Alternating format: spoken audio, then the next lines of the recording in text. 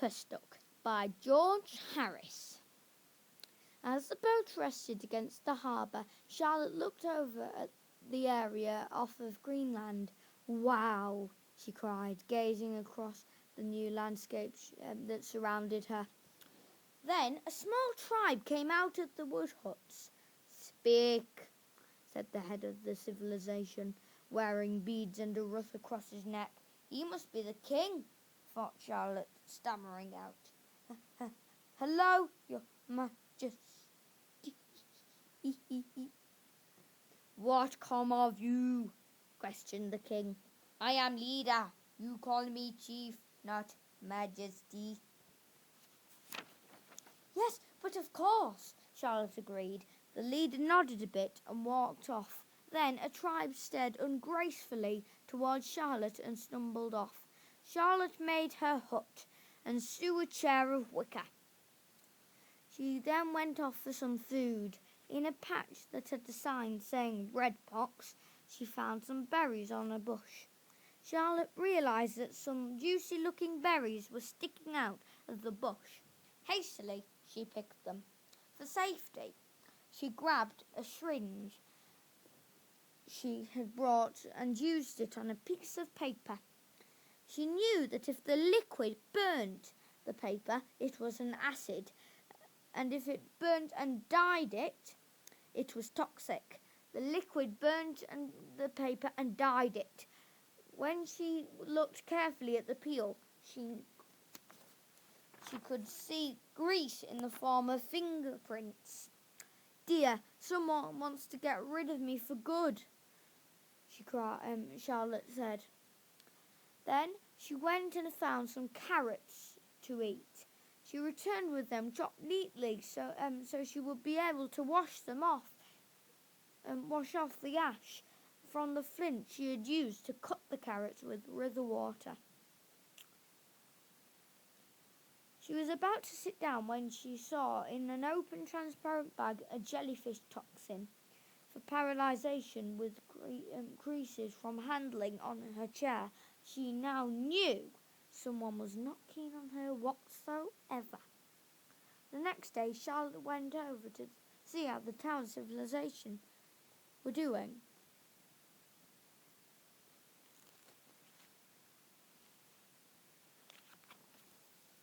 She looked and clambered over the wooden wall of protection and saw them talking around a fire. They got up and started dancing against the light of the flames. "She must be gone now. We used paralyzation and toxic berries." Charlotte crept behind the stone circle. "Huh?" cried a tribe member. He thought he saw a dash of shadow.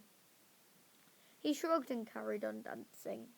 Charlotte leapt over stone to stone until he saw them chanting away. Charlotte then left and thought to herself, "I am hatred to some people." Then suddenly a deafening boom came from outside. Charlotte rushed out to see a humongous tornado twisting out against the skyline.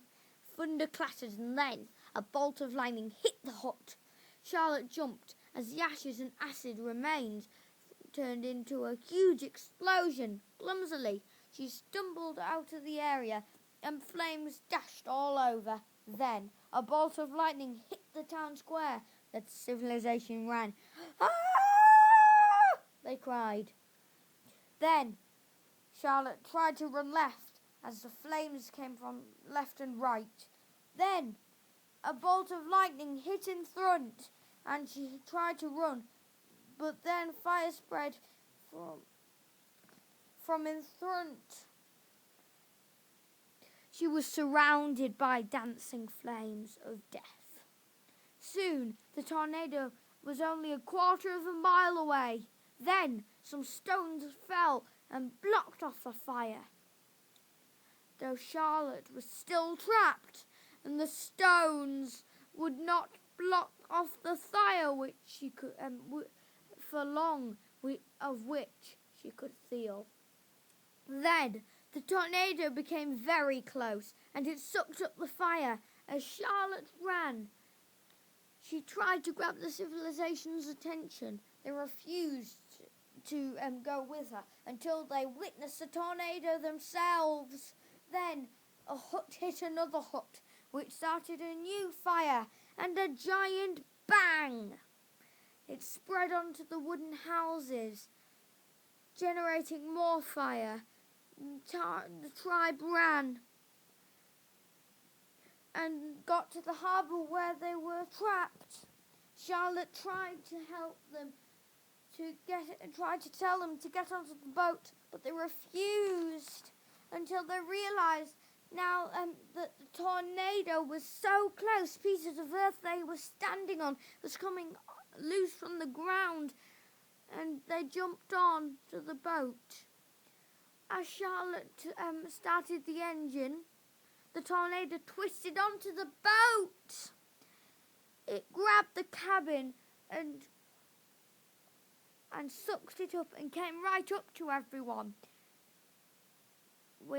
Everyone backed away until then a tribe member fell off of the back of the boat.